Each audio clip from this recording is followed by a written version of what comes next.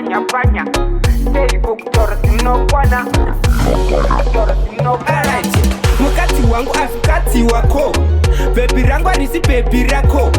I know ndiri mumwe wako bachinini andichesadza kumba kwako. Mkadzi wangu asikadzi wako. Baby rangu arisi baby rako. I know ndiri mumwe wako bachinini andichesadza kumba kwako. Uyate wakanaka wachinyingati zvakati.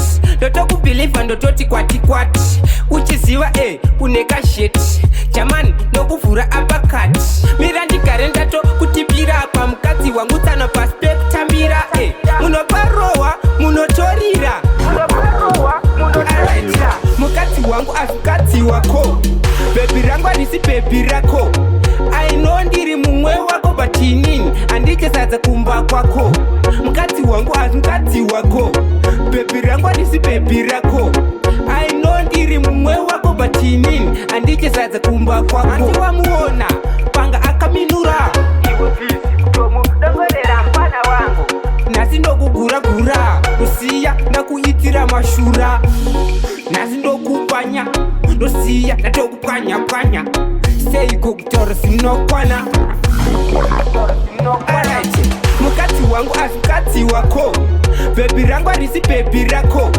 I know ndiri mumwe wako bachinini andichesadza kumba kwako. Mukadzi wako. Baby rako. I know ndiri mumwe wako bachinini andichesadza kumba kwako. Uyate wakanaka wachinyingati zvakati. Ndotokubhilivha ndototi kwati kwati. Uchiziva uneka sheti jamani nokuvhura apakati. Mira ndigare ndato kutipira pa mukadzi wangu tsana pasi pekutambira. Munoparohwa munotorira.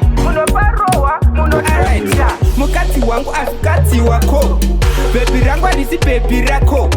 I know ndiri mumwe wako bachinini andichesadza kumba kwako.